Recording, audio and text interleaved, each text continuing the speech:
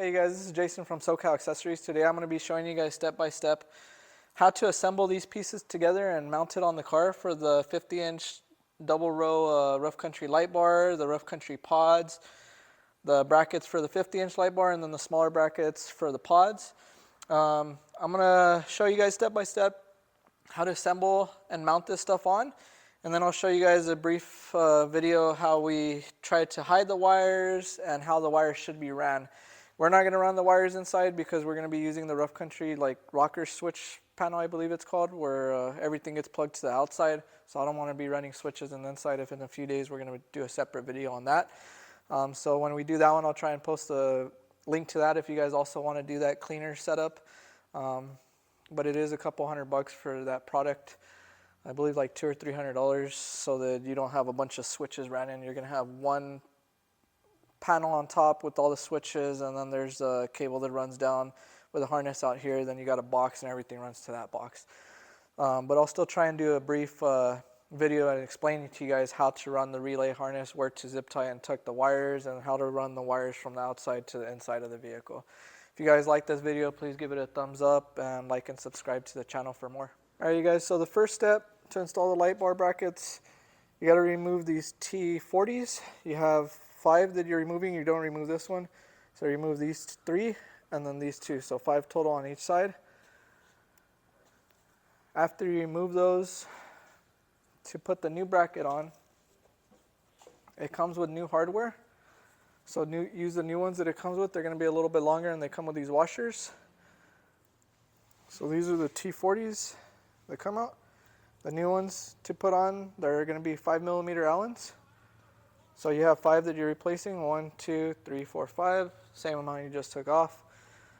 This is going to work whether you're doing this or this. There's a gasket that goes on the inside. You put that gasket first so that it doesn't sit right up against your paint or I guess damage the paint in this area.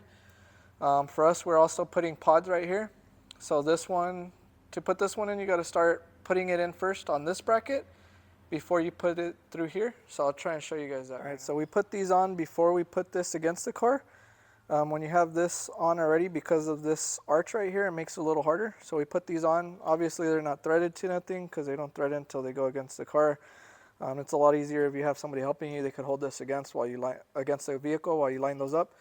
And that's the gasket that goes in between the bracket and your vehicle so you don't damage your paint. You have another gasket that goes between these two. You don't really have to use this one if you're doing it against this bracket, since they're both textured and it doesn't really make a difference. We put it on anyways, but you don't really have to. That gasket's meant if you're just using these brackets up against your paint. Okay, after that, you could do these while it's on here, or you could do it once it's on the vehicle. You're going to put those 2 Allens in there and leave it. I suggest leaving it loose so you could tilt this whichever way you want them tilted once you wire it up. When you tighten these, they do come with regular washers. They don't come with lock washers. So we're going to loosen this back up a little bit when we have it on the vehicle, add a little bit of Loctite, and then we're going to put Loctite on there. Just because my experience with these pods, when you actually go off-roading and you're doing trails and stuff from all the bumps, these tend to loosen themselves up, and you don't want to be on a trail and you see your pod start wobbling around and having to look for a zip tie or tape or something to put it somewhere so that it doesn't fall off and damage your paint. So I do suggest using Loctite when you put these pods on to tighten it up. And then, like I said, do it whenever you already have it on the vehicle so that you could adjust it this way, or up or down, whichever way you want it. We're not going to use Loctite on these, but at least so you have this tilt at whatever angle you want these tilted to, if you want them pointed towards the middle or towards the outside of the vehicle. In today's video, I'm just going to be showing you guys how to mount these brackets, how to mount these pods and the light bar. Most likely I'll make a separate video how to do the wiring, or depends how long this video is. I might at least try and explain it to you guys at the end of the video, but because I'm going to be using the rough country, like I believe it's called like a rocker switch panel or something that goes on the inside with multiple switches, it makes no sense for me to really wire up these to have to cut it and then rewire stuff, but we'll see. Alright you guys, so now the light bar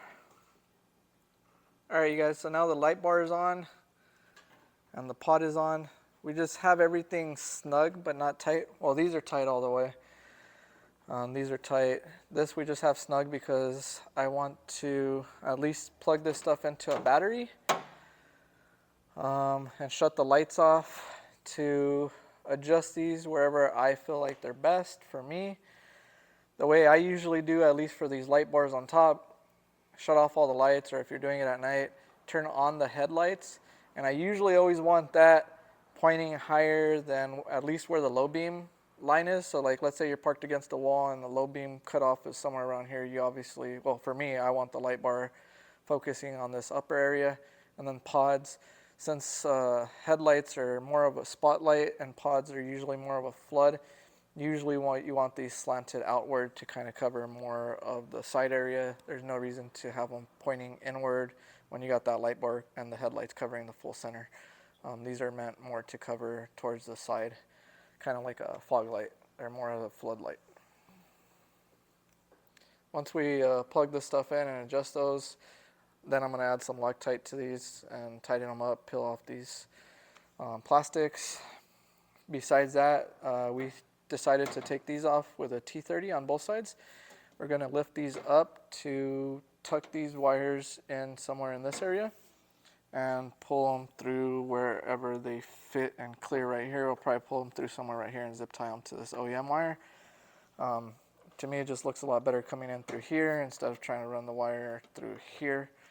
So we're going to lift this up and tuck those wires through that area. All right, you guys, and when you lift this up, you don't have to get the tip through this area. Basically, you just tuck the wire until you clear the flat spot right here where the bolts are going to have to sit back on. You want to make sure you don't pinch those, especially because like for the light bar, it's this huge plug. Obviously, you can't fit that through here. So you just have the wire here and just tuck it in. And then we're going to try pushing this down and see where these clear the best. For this one, we're going to zip tie this wire here, cut the zip tie. We're going to try and kind of push it as best as we can right here in this general area, and then put another zip tie either to here or here so that it could hold this wire kind of snug down. So we'll probably add another one right here so it could keep this wire this area so that it kind of looks like it's hidden. And then like I said right here, wherever these fit the best, we're going to put them and then push this back down. You want to make sure the wire's not pinched, like right now one of the wires is hitting it. We got to push it in more, and then we'll put those two T30s back on like we did on that side. Hey guys, so this is how I adjust the light bars before I tighten them up. Basically, since the headlights focus towards the middle area right there, I want this pointing more towards the corners. So I'm going to kind of do it when I see the light cut off around that area. I'm going to do that on both sides so that it goes more towards the sides.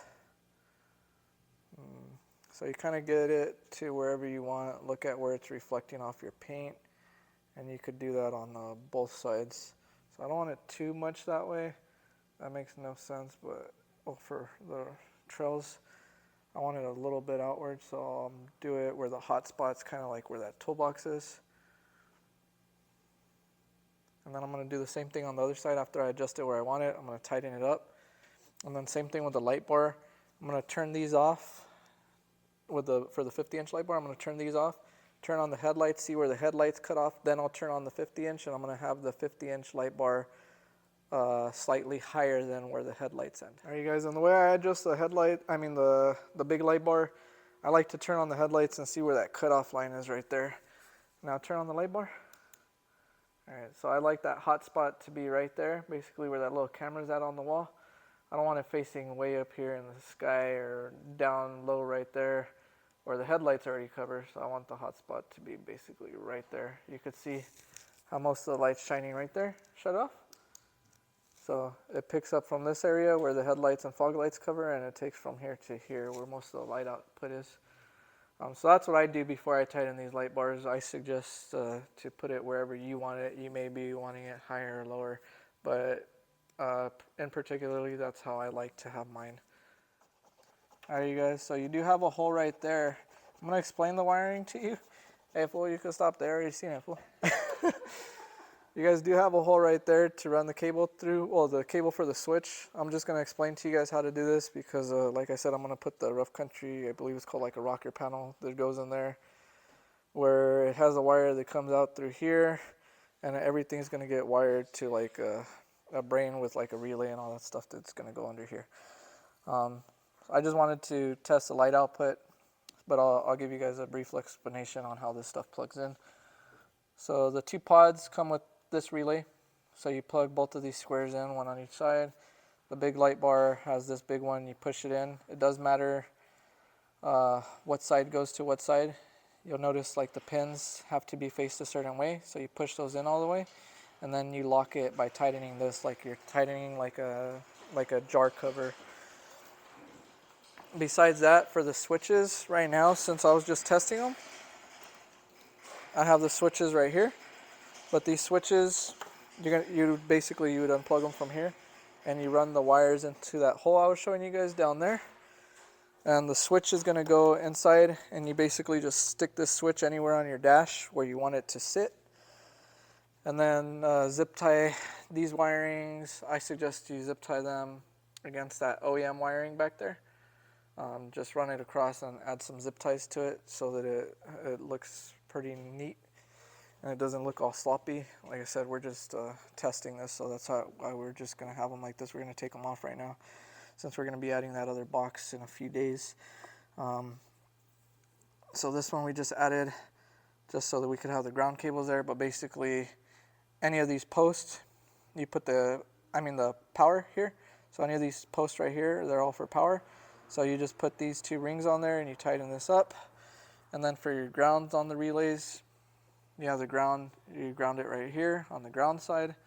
And then you have fuses here that you could pull out if you want, if you're not going to be using the car for a few days or something, because usually over time that little tiny light being on does tend to like drain your battery. Or you could add like a cutoff to the ground, like those waterproof switches that people put like when they add lights on like motorcycles and quads and stuff. They sell a little switch that it's meant to shut off the ground, so you just press it and it basically breaks the ground connection. If that's broken, then you will not get that little light on that dash to turn on. Just make sure the gauge is pretty thick. You don't want something too thin. Besides that, here's your relays. You want to tuck that stuff and zip tie it basically where it's going to be out of the way. Your wires will not be ran like this because there's no need for them to be in the front. Everything should be back here.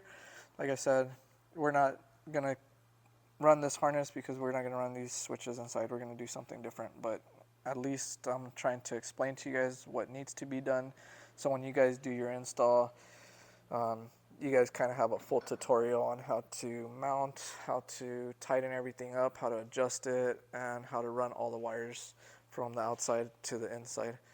Hopefully this video was helpful for you guys on how to install this light bar and these pods. I'm going to put that cover back on right now so I don't get a ticket for having the light bar on, but it comes with that cover, that Rough Country one, the same like these do. So I'm going to pop that thing on right now that I already adjusted these lights. And then when you go off-roading, to take off this cover, you push up with your palm and you pull this cap offward like that. Like outward. So push up with your palm and pull from the top. That's how that comes off. To put it back on, you could start it on top or bottom and then clip it on. And these side ones, they just pull out like that. And then to put them back on, you just push them back in. Hopefully this video was helpful for you guys. If you like it, please like the video, subscribe to the channel so I could make more tutorials for you guys and reviews on all this stuff.